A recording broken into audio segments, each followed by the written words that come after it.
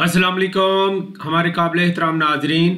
हर इंसान की ख्वाहिश होती है कि उसका एक अपना ज़ाती घर हो, और अगर उसका अपना घर है तो फिर उसकी ख्वाहिश होती है कि उसके बच्चों का घर हो।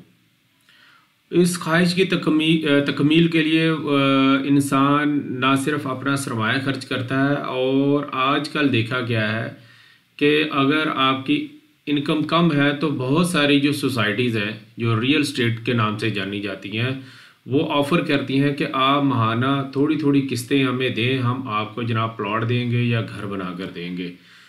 तो किसी टाइम पे तो जो अभी भी नाम कमाया सोसाइटीज़ ने, इन्होंने बहुत अच्छा ना सिर्फ नाम कमाया बल्कि इन्होंने बहुत बड़ा बिजनेस भी किया। मैं इनको अप्रिशिएट करता हूँ कि इन्होंने एक कम कॉस्ट में लोगों को प्लॉट भी डिलीवर किए, उनको घर भी बना के दिए। लेकिन बदकिस्मती से इनके साथ साथ बहुत से ग्रुप ऐसे आ गए हैं कि जिनका मकसद सिर्फ पैसा लूटता है, जिनका मकसद सिर्फ गरीब आवाम को ख्वार करना है और झूठ बोलना है। बड़ी बड़ी महंगी एडवर्टाइजमेंट ये लोग करते हैं, और बड़े बड़े आप देखेंगे किसी भी आप शहर में जाएं, लाहौर, इस्लामाबाद, तो जो रोड पे सबसे बड़े बिल बोर्ड आपको नज़र आएंगे वो इन प्रॉपर्टी डीलर्स के होंगे, इन प्रॉपर्टी ये रियल स्टेट की जो सोसाइटीज़ के होंगे, जो कहेंगे कि जनाब महाना आप 8-10 हज़ार दें और अपने घर के मालिक बन जाए। ये इनके फ्रॉड और इनकी चीज़ों की तो लिस्ट इतनी है कि बहुत सारे यूट्यूब पे आपको मटेरियल मिल जाएगा, लेकिन पैसे के बलबूते पे ज़्यादातर इनके हामी लोग ही आपको मिलेंगे। बड़े अफसोस के साथ कि ये जो लिस्ट नज़र आ रही है इसमें पेमेंट प्लान है एक सोसाइटी का। हमारे क्लाइंट ने हमें कहा कि ये जो टैक्स इन्होंने दिया है 3%, ये क्या चीज़ है। तो इसके लिए मैं प्रैक्टिकली गया, वहाँ पे पता किया कि भाई ये कौन सा टैक्स आप लोग लगा रहे हो आप। तो उनके पास कोई इसका खातर खा जवाब नहीं था। मैं वो भी बताऊंगा कि उन्होंने क्या बातें कहीं, और अगर प्लाट के ऊपर टैक्स होता है तो किस किस्म का टैक्स होता है और कब दिया जाता है। तो ये पूरी वीडियो देखिएगा, आपके लिए काफ़ी मुफीद होगी उनके लिए कि जो किसी किस्म की फ़ाइल या प्लॉट ख़रीदना चाह रहे हैं, या उन्होंने प्लॉट ख़रीद लिया और उसकी रजिस्ट्री अपने नाम पे करानी है। तो जिन टैक्सेस का मैं जिक्र करूँगा आपको ज़रूर उसका आइडिया मिलेगा कि हमें कितना टैक्स पे करना है और कब पे करना है। जनाब मैं हूँ मियाँ तौफीक अहमद, वर्चुअल कॉरपोरेट कंसल्टेंसी के प्लेटफॉर्म से।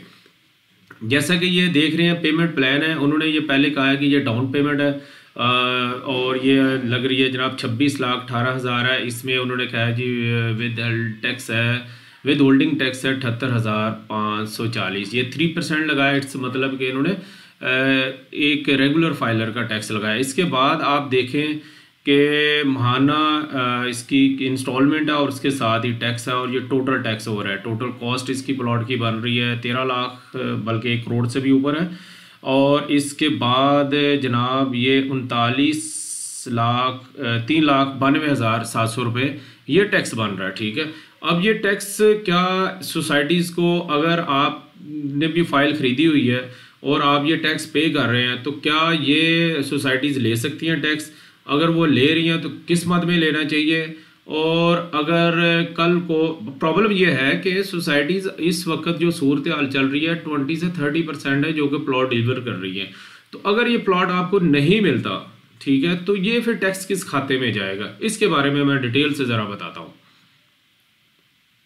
ये इसके बाद मैं चला जाता हूँ कि मैंने ये टैक्स लिखे हैं कि नॉर्मल जो टैक्स हैं ये फेस करने पड़ते हैं हमें कभी भी किसी भी आप सोसाइटी में जाएं, और इस तरह के जनाब टैक्स होंगे।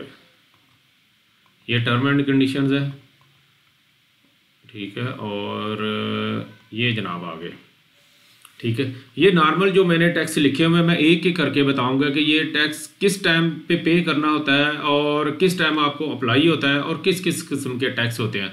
तो पहले ही बात करते हैं कि जनाब जो हमारे क्लाइंट को उन्होंने कहा कि आपने ये जनाब टैक्स पे करने हैं, तो मैं उसी पे चलता हूँ।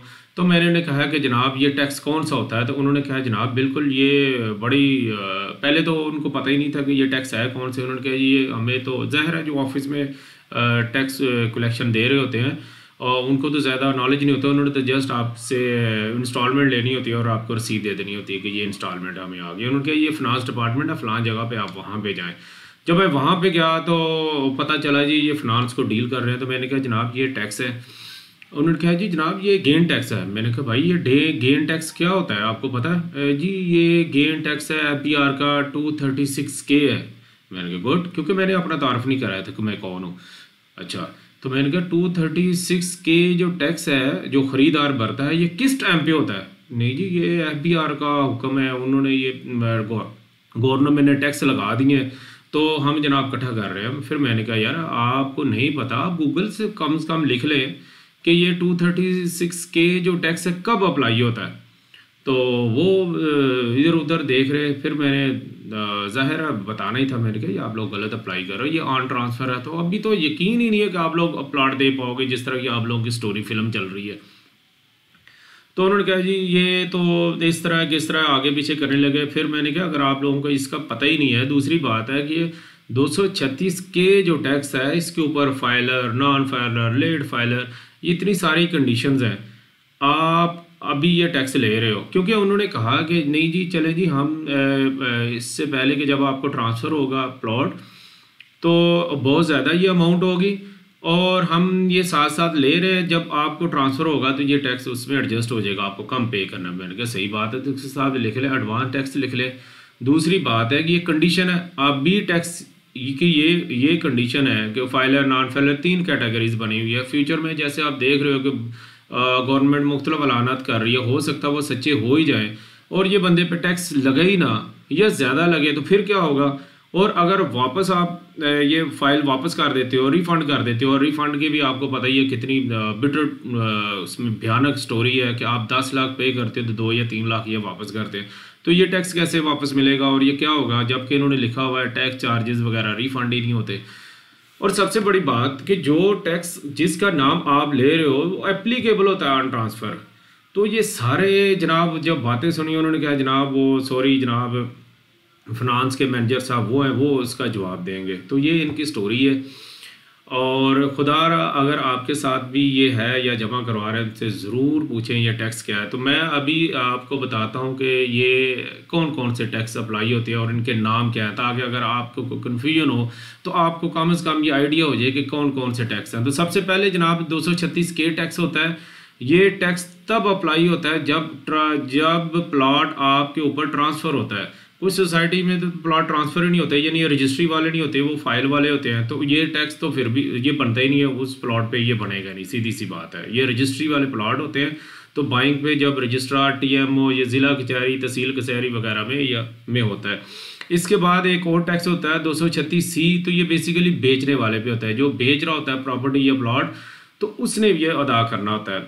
इसके बाद आ जाता है 7E टैक्स। 7E टैक्स जो होता है ये भी जो प्लॉट या प्लॉट भेज रहा होता है उसके ऊपर होता है। इसकी मुख्तलिफ कंडीशन है। बेसिकली ये डीम टैक्स है।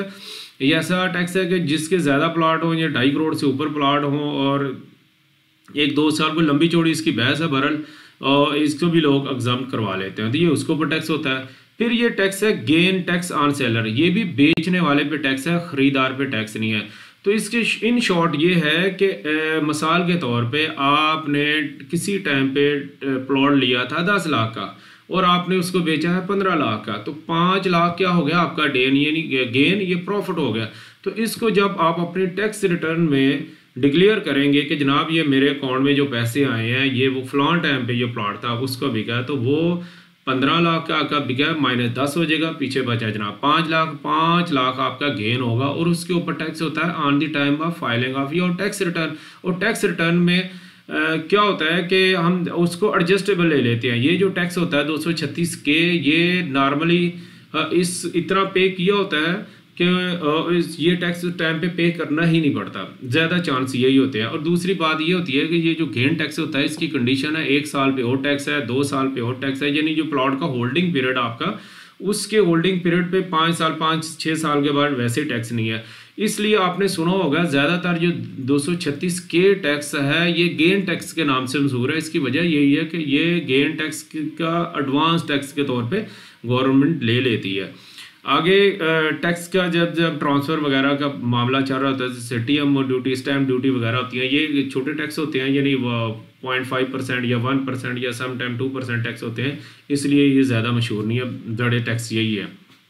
इसके बाद आ जाते हैं कि टैक्स रेट्स क्या होते हैं, यानी मुख्तलिफ कंडीशंस हैं जो इस वक्त एप्लीकेबल है। वो है कि एक कैटेगरी है फाइलर, यानी फाइलर के ऊपर प्रॉपर्टी चाहे खरीदता है या बेचता है उसके ऊपर 3% टैक्स है। इसके बाद लेट फाइलर है जो कि फाइलर की निस्बत डबल टैक्स पे करता है, और एक है नॉन फाइलर जो फाइलर है ही नहीं है, उसके ऊपर 10 और 12% टैक्स है। अच्छा, इसके बाद जो अभी प्रपोजल चल रहा है वो हो सकता है कि ये सारी चीज़ें मैं कह रहा हूँ कि जो प्रॉपर्टी डीलर या रियल स्टेट वालों कह रहे हैं कि ये है अब की बात, जुलाई के बाद या अगले महीने, जैसे कि आपने देखा होगा कि टैक्स रेट हर साल हर बल्कि साल में दो दफ़ा रिवाइज हुए हैं। साल डेढ़ पहले ये 1% और 2% थे, और अभी बहुत ज़्यादा बातें चल रही है कि एलिजिबल यानी अहल कौन है प्रॉपर्टी खरीदने का और नहल कौन है। अहल उसको नाजरीन कहा जा रहा है कि जिसके पास एसेट्स हो, जिसके इनकम सोर्स हो, और उसने इनकम सोर्स अपनी टैक्स रिटर्न में डिक्लेयर भी किए हों तो वो होगा अहल, और नॉन फाइलर तो ज़ाहिर अहल ही नहीं है। तो ये एक लंबी बहस है, लेकिन ये अंडर प्रोसेस है, मे भी बजट में इसके ऊपर बहस होगी। अगर मंजूर हो गया तो ठीक है, नहीं हुआ तो ये भी रद्दी की टोकरी में चला जाएगा। इसके आगे एक बड़ी अच्छी बात है हमारी, बल्कि हम सब की ये ख्वाहिश है और ये होना भी चाहिए, वो ये है कि फर्स्ट टाइम पे जो प्लॉट खरीदे, प्रॉपर्टी खरीदे, उसके ऊपर टैक्स नहीं होना चाहिए। ये वाकई बड़ी खुशाइंद बात है, लेकिन अगर इसकी एक लिमिट लगा दी जाए, उम्मीद है कि अगर हुआ तो उसमें लिमिट होगी कि 5 मरले तक, या फिर कम से कम 10 या 20 लाख की जो डीसी रेट होता है उसके ऊपर जो फर्स्ट टाइम पे जो प्रॉपर्टी खरीदे उसके ऊपर टैक्स ना हो। और ये होना भी चाहिए कि एक बंदा गरीब बड़ी मुश्किल से वो अगर इतनी इस्तात कर ही लेता है कि अपना प्लॉट, तो उसे फर्स्ट टाइम इतना हक होना चाहिए कि वो 3 मरले 4-5 मरले का प्लॉट खरीद सके, और खरीद सके। ज़ाहिर है गवर्नमेंट ने वो उसको पैसे तो नहीं दे, लेकिन कम से कम उसके ऊपर टैक्स नहीं होना चाहिए। ये अच्छी बात है, लेकिन ये अंडर प्रपोजल ही है, अभी अंडर प्रोसेस है, ये फाइनल नहीं हुई। इस वजह से जो जनाब ये रियल स्टेट वाले हैं मुख्तलिफ बहानों से लोगों से पैसे ले रहे हैं, बेसिकली उनका मकसद यही है कि पैसे ले लें, ठीक है, और बाद में रिफ़ंड तो करना ही है। अब रिफ़ंड करने के लिए जो हम लोग जब भी ये फ़ाइल लेते हैं या प्लॉट फाइल ले लेते हैं किस्तों के ऊपर, और इनकी जो भयानक स्टोरी होती है हम नहीं देखते, वो मैं ज़रा चेहरा आपको दिखाता हूँ जनाब। हमेशा कोई भी सोसाइटी में फ़ाइल लें आप, ठीक है, बल्कि आपने ली हुई है तो आज ही फाइल खोलें और उसके पीछे चले जाएं जनाब टर्म एंड कंडीशन का पेज के ऊपर। टर्म एंड कंडीशन में इन्होंने अपने दफा में कोई लाइन कोई चीज़ छोड़ी नहीं होगी, हर चीज़ आपके ऊपर इन्होंने डाली होगी। और उनको कोई लॉस हो जाए, उनकी ज़मीन दरिया में बह जाए, गवर्नमेंट की उनके ऊपर कोई ऐसी कंडीशन अप्लाई हो जाए, ज़ाहिर फ्रॉड ही हैं ज़्यादातर, तो जनाब उन्होंने हाथ खड़े कर देने कि जनाब हमारे तो इरादे बड़े नेक थे, हम तो हाजी थे, हम तो आपको घर बना के दे रहे थे, ये मसले हो गए हैं तो लिहाजा हम आपको पैसे नहीं दे सके। यहाँ तक कि ये मैंने हाईलाइट भी किए हुए हैं कि ये बहुत बड़ी एडवर्टाइजमेंट करते हैं अपनी सोसाइटीज़ की, लाखों रुपए की एडवर्टाइजमेंट, लाखों तो बड़ी बात है, करोड़ों रुपए की एडवर्टाइजमेंट करते हैं। उसके जो चार्जेस हैं ये भी जनाब इन्होंने इसके ऊपर, ये आप देखें एडवर्टाइजमेंट कंपनीज, तो उसकी एडवर्टाइजमेंट का खर्चा ये भी डेवलपमेंट चार्जेस में डाले हुए हैं। मुझे आप बताएं, किसी गरीब ने जनाब मुझे कई लोग मिलते हैं जो बेचारे मजदूरी कर रहे हैं, रिक्शा चला रहे होते हैं, वो कह रहे होते हैं सर जी हमने ना फलां सोसाइटी में प्लॉट ली, वो फाइल ली हुई है, वो तो बेचारे प्लॉट ही कहते हैं। तो मैं कह प्लॉट लिया हो, फाइल नहीं जी, फाइल ली हुई है, इतने साल हम ना 8-8 हज़ार किस्त दे रहे हैं तो मिल जाएगी। आप यकीन करें दिल तो बड़े खून के आंसू होता है, और उनका दिल भी तोड़ने को दिल नहीं करता। मेरी जगह कोई और इंसान भी हो तो वो भी उनको कहेगा यार अल्लाह पे भरोसा रखे मिल जाएगा, दिल इससे भी तोड़ दे, उनको सुक्का ही कह दे कि नहीं यार आपके साथ धोखा है, ये तो बड़ा मुश्किल है रहा है, क्योंकि उन लोगों की उम्मीदें टूट जाती हैं। पता नहीं ये लोग कैसे रात को सो लेते हैं, कितने गरीब लोगों का ये पैसा मुख्तलिफ हथकंडों से इकट्ठा करते हैं, और शर्म नहीं आती, इतने करोड़ों की एडवर्टाइजमेंट करते हैं। और उस एडवर्टाइजमेंट का भी भाई दी देखे इन्होंने कहा जी इस एडवर्टाइजमेंट का भी खर्चा डेवलपमेंट चार्जेस में आएंगे। अब 3 मरले के किसी का प्लॉट है, वो घर बनाना है, उसे बाढ़ में जाए कि 9 की खबरों के बाद उसकी सोसाइटी की एडवर्टाइजमेंट आ रही हो, या फलां अदाकारा या एक्ट्रेस जो है वो उसकी सोसाइटी की एडवर्टाइजमेंट कर रही हो, वो तो बेचारा डेवलपमेंट चार्जेस भी नहीं देता कि यार चलो मेरी गली पक्की होगी, वहाँ सीवरेज का निज़ाम होगा, वहाँ तारें इस तरह झूले नहीं खा रही होंगी, प्रॉपर खंबे लगे होंगे, वो डेवलपमेंट चार्ज है। तो इन चीज़ों को समझता है। बहरहाल इनके ये आप सारे ये चीज़ें देख लें। और यह है, ये मुझे अभी एक एक ब्रीक है ना, ये देखें एडवर्टाइजमेंट पे बड़े बड़े बिल बोर्ड, और जो शराइत हैं और रिफंड की बड़ी घटिया किस्म की इनके पॉलिसीज है, वो कितनी बारीक लिखी हुई हैं कि नॉर्मल आंख से बंदा पढ़ भी नहीं सकता, आईना लगा के पढ़ने वाली होती हैं। तो आप ज़रूर अगर ये लेने जाएं या कुछ भी है तो पढ़ा करें, बल्कि किसी वकील आपको मिल जाए तो वो ज़्यादा ब्रीफ कर देगा कि यार इन लोगों ने शराइत क्या क्या लिखी हुई हैं। फिर आप फैसला करें कि अगर इस तरह एक्स्ट्रा पैसे हैं तो फिर जमा करवाते रहें, नहीं तो दिल्ली दूर रस्ताली ही बातें हैं। अब चलते हैं जनाब के बाज़ का ये भी होता है कि जो स्पेशली हमारे ओवरसीज़ भाई हैं, उनको क्या करते हैं कि ये लोग इस तरह का एक बैंक चलान FBR का बना के भेज देते हैं। देखिए जनाब, ये आपकी आई है आपकी इंस्टॉलमेंट थी या आपकी डाउन पेमेंट थी, इतने लाख थी, उसके ऊपर FBR का टैक्स है, ये देखे पे कर रहे हैं जनाब। इस तरह वो अमाउंट बिल्कुल लिखी होगी, ठीक है। ये मेरे पास किसी और की है, ये PSID है, और इसके ऊपर ये ज़ाहिर है इतनी इतनी महंगी एडवर्टाइजमेंट बेशर्मी से कर लेते हैं, तो इनको कोई बड़ी बात नहीं है कि इसके ऊपर बैंक स्टैंप भी लगा के आपको दे दे। तो बिल्कुल इस पर भरोसा नहीं रखना। ये इस PSID तैयार होने का हरगिज़ मतलब नहीं है कि ये FBR को जमा भी होगी। FBR को जो जमा होगी तो वो CPR होगा, और CPR ये कभी जमा नहीं कराएंगे, ये मेरा दावा है। क्योंकि CPR को कचहरी में जब ट्रांसफ़र होता है तो तब भी वो पे करना होता है टैक्स। तो इस तरह के आपने फ्रॉड में भी नहीं आना। तो उम्मीद है ये जो सारे टैक्स मैंने बयान किए हैं, इनसे कम से कम आपको आइडिया आ गया होगा कि जनाब प्रॉपर्टी पे अगर प्लॉट ख़रीदते हैं तो टैक्स कब पे होगा। इसके बाद एक और था कि प्रॉपर्टी टैक्स। तो जनाब प्रॉपर्टी टैक्स भी वो तब होता है कि जब आपके ओन कर लिया हो, यानी प्लॉट आपके नाम पे आ गया हो, तो फिर तो प्रॉपर्टी टैक्स क्या कहा जा सकता है, उसके ऊपर घर बन गया हो। फाइल के ऊपर अभी तक किसी किस्म का टैक्स एप्लीकेबल नहीं है, ये लिख लें।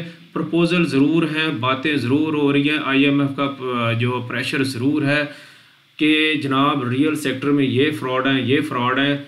और हकीकत ये है कि इतनी इन लोगों ने फ़ाइलें भेज दी हुई हैं, इतनी फ़ाइलें भेज दी हुई हैं, अगर इनको पूरा पाकिस्तान दे दिया जाए इन सोसाइटीज़ को, ये इस्लामाबाद, पिंडी, लाहौर में स्पेशली जो सोसाइटीज़ काम कर रही हैं, इनको पूरा पाकिस्तान दे दिया जाए कि ये लें जनाब, ये कटिंग करके दे दें, जितनी आपने फ़ाइलें भेजी हैं प्लाट दे दें, तो शायद पाकिस्तान की जो ज़मीन है वो कम पड़ जाए।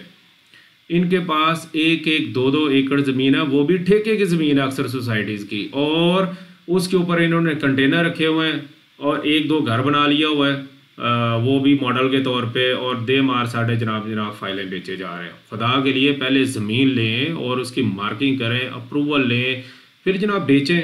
और जो अच्छा काम कर रहे हैं और उनके ऊपर ना हमने बात की है, ना हमने नाम लिया है। तो उम्मीद है ये जो प्लॉट ख़रीदने जा रहे हैं उनके लिए ये मेरी ये बातें हैं फ़ायदेमंद होंगी। और अगर मैं ये अलानिया कह रहा हूँ कि मैंने कोई ऐसी बात कही है जो गलत बात की है किसी सोसाइटीज़ के बारे में, तो जनाब मेरा नंबर है, आप मुझसे रब्ता कर सकते हैं कि जनाब ये वाकई टैक्स था, आपने ये गलत बात की है। तो मैं जनाब ज़िम्मेदार हूँ। अपना और अपने चाहने वालों का और स्पेशली अपने से वाबस्ता उम्मीदों का बहुत ज़्यादा ख्याल रखिएगा। अल्लाह हाफिज़।